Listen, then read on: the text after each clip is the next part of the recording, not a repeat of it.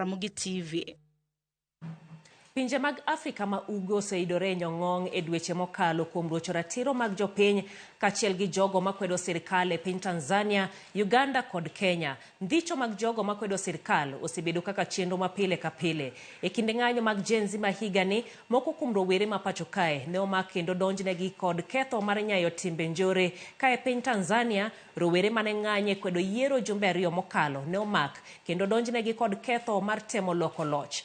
Dibeni thuolo mar demokrasia dok chien e pinje mag Afrika ma Ugwe. Jafwambo mar siasa Chris Owino kolonwa wachni. Higa mar 2025 dhi bedo higa mar mudho e historia mag pinje mag Afrika ma Ugwe ewi thuolo mar demokrasia kod rito ratiro mag oganda. Riwruoge makedo ratich oganda osebedo ka golo ywak margi ewi rochruok mag ratich jopiny makwedo sirkal e kind pinje adek mag Afrika ma Ugwe. Rowere kod jogo maketo sirkal tesre osebedo ka indhiyo, moko inego kod obila e kinde ng'anyo, ka moko kuom gito idonjonegi e doho kod ketho mag miriambo ka temo loko loch kod nyayo tim mag njore. Kalore kod jonon siasa kod riwruoge makedo ratich oganda, magi gin chenro mag temo deyo duond joma keto sirkal tesre. Mano to chenro magiketa keta magidwa ni ng'at mora mora madwa kwedo sirkal koso dwa kwedo gimoro agenda moro mar sirkal, gidwa tiyo gi yono mondo gidiyo duonde. To ka gitimo mano nyiso ni kata kiny ka ng'ato kwalo kata kura, ok inyal kata go koko, ok inyal kata tiyo gi right migi gi katiba, nikech jogi bro jogi bro manyi, jogi bro keto ni terrorism charges makose ket ni gik machal kamago. Koro ibro yudo ni kata sauti mane wasebedo go ibro yudo ni mago koro ok dhi bedo, to ka mago onge, mano koro wadonjo full dictatorship. E pacho kae, moko kuom rowere mane odhi e ng'anyo dwe mar 6 higani e rapar mag jowetegi mane ochiel kod obila e kinde ng'anyo mar dwe mar 6 higa mokalo, ne odonjnegi e doho kod ketho mag nyayo timbe mag njore, buche mane doho owito oko bang'e. E juma mokalo, rowere mane obago ng'anyo e piny Tanzania e kinde yiero maduong' jumbe 2 mokalo ne ochwal e doho kod ketho mar temo loko loch, kata odoko ne omakgi mana ka gitimo ng'anyo. Gin gionge gi ratiro no e katiba gi. To kendo gima nyaka ing'e, Uganda gi Tanzania, jaji yiero gi president nyalo keto ng'ata osiepne mora mora bedo kaka jaji. Koro komaki to teri e nyime jaj kaka Besige no teri cha, ichalo ng'ama yalo gi president. Koro katiba manyien dwarore Uganda, dwarore Tanzania. Katiba machal gi mar Kenya.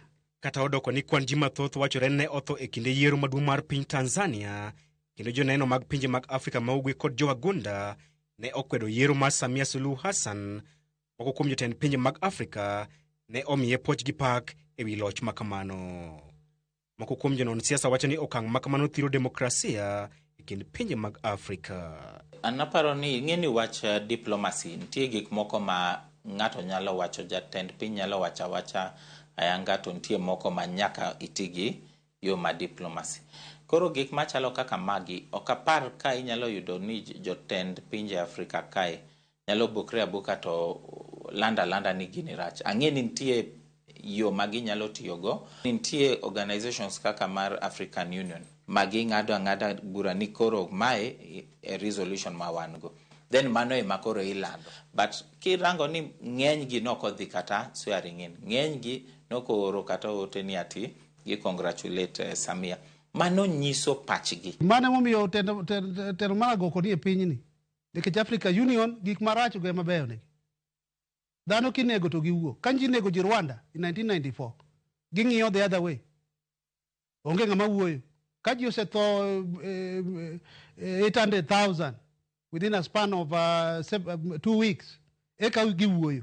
Koro problem ma wan go Africa ka en Africa Union. Kamano, nitiere geno ni piny Tanzania nyalo tiyo kod thuolo makamano e kelo lokruok kokalo e do pen chik manyien. To gima paro ni samoro ka gik moko timre kamae kaka no timre Kenya 2007, mano emano miyo wa nafas maber ma waloko katiba ma waketo gik moko makoro kata wach kwelo no ok yot kaka no yot chon.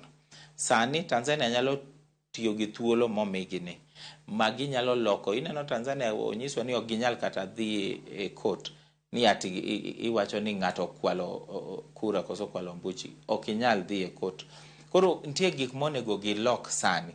Tanzania gik moko ne timore maber nikech Mwalimu Julius Nyerere macha ne jatelo mane nigi chuny mar telo n'oganda with or without a constitution. To goodwill no sani koro onge Tanzania. Ng'ama koro telo ne jo Tanzania sani chuny mane Nyerere nigo cha onge go. To contain ng'ama chalo kama nyaka obed gi katiba manyien. Chris Owino, Ramogi TV, Nairobi. Jotend din mawuok Ugunja Obagalame chiro masigomre mar jiwo kwe motelo ne yiero madundo